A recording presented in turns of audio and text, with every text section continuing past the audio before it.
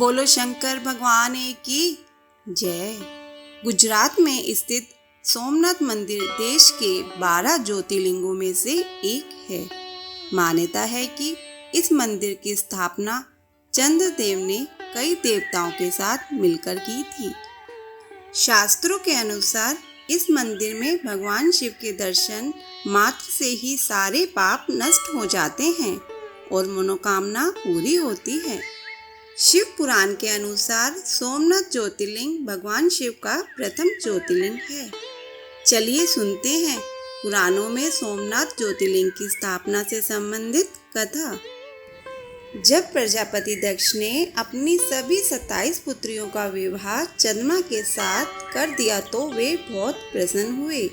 पत्नी के रूप में दक्ष कन्याओं को प्राप्त कर चंद्रमा बहुत शोभित हुए और दक्ष कन्याएं भी अपने स्वामी के रूप में चंद्रमा को प्राप्त कर इस विवाह से प्रसन्न थी। परंतु उनमें रोहिणी नामक पत्नी के प्रति चंद्रमा का विशेष स्नेह था और वह अपना सारा समय उसी के साथ व्यतीत करता था। इस बात से बाकी सभी पत्नियां बहुत उदास रहने लगी थी और इसी दुख को लेकर वह अपने पिता दक्ष के पास गई और उनसे अपने कष्टों का वर्णन किया। अपनी पुत्रियों की व्यथा और चंद्रमा के दुर्व्यवहार को सुनकर दक्ष भी बड़े दुखी हुए। उन्होंने चंद्रमा से भेंट की और शांति पूर्वक कहा, कलानिधे, तुमने निर्मल व पवित्र कुल में जन्म लिया है, फिर भी तुम अपनी पत्नियों के साथ भेदभावपूर्ण व्यवहार करते हो। तुम्हारे आश्रय में रहने वाली जितनी भी स्त्रियां हैं, तुम किसी को अधिक और किसी को कम प्रेम क्यों करते हो?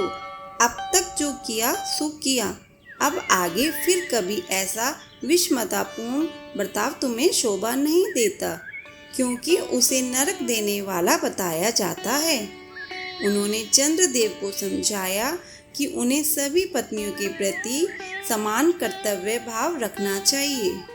इस प्रकार प्रजापति दक्ष ने अपने दामाद चंद्रमा को प्रेम पूर्वक समझाया और चंद्रमा में सुधार हो जाएगा। ऐसा सोच प्रजापति दक्ष वापस लौट आए, पर चंद्रमा ने उनकी बात को महत्वता नहीं दी और फिर भी वह रोहिणी के ही पास रहने लगा, जिस कारण बाकी सभी पत्नियों को फिर से अपने पिता के पास यह बात करने जाना पड़ा।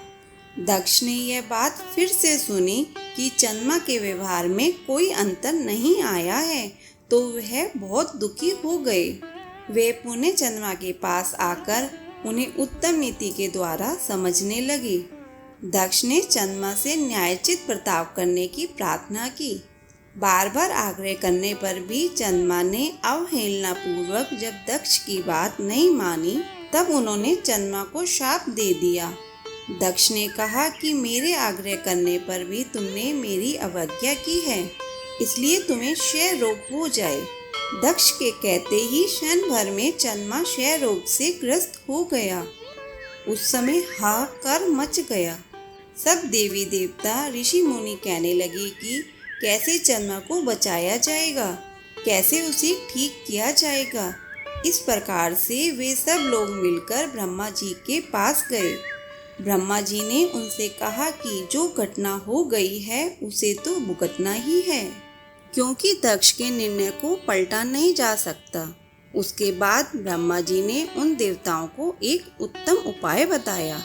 ब्रह्मा जी ने कहा कि चंद्रमा देवताओं के साथ कल्याणकारक शुभ प्रभास क्षेत्र में चले जाएं।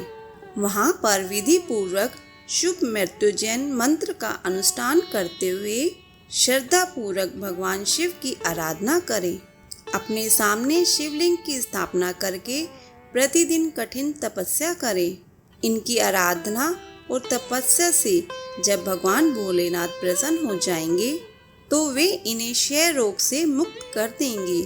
पितामह ब्रह्मा जी की आज्ञा को स्वीकार कर देवता और ऋषियों के संरक्षण में चंद्रमा देव मंडल सहित प्रभास क्षेत्र में पहुंच गए।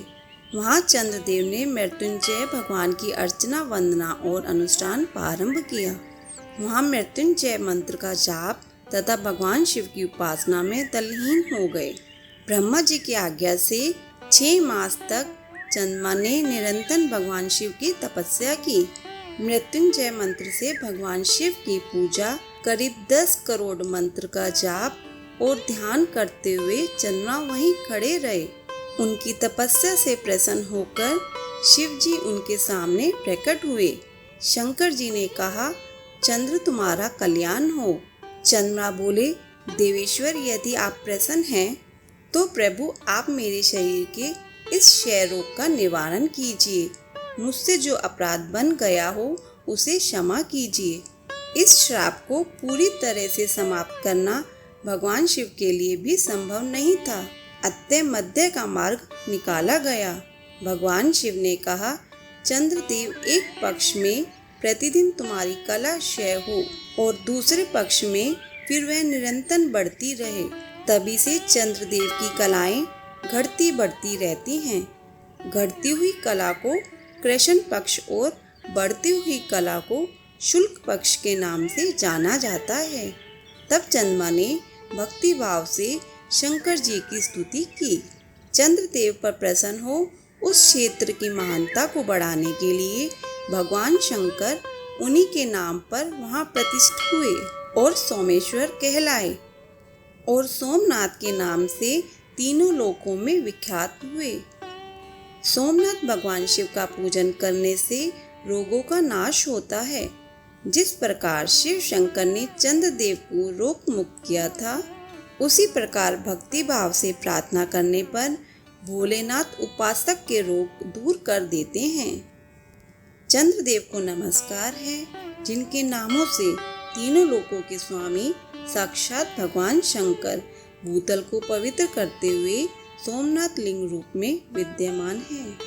उसी पवित्र स्थान पर देवी देवताओं ने सोम कुंड की भी स्थापना की, जिसमें शिव जी और ब्रह्मा जी का सदा निवास माना जाता है। जो मनुष्य उसमें स्नान करता है वह सब पापों से मुक्त हो जाता है। जो मनुष्य सोमनाथ की कथा को सुनता है और दूसरों को सुनाता है वह सब पापों से मुक्त हो भगवान सोमनाथ की कृपा का पात्र बन जाता है। बोलो शंकर भगवान की जय। ऐसी कथा और कहानियों के लिए हमारे चैनल को सब्सक्राइब करें। धन्यवाद।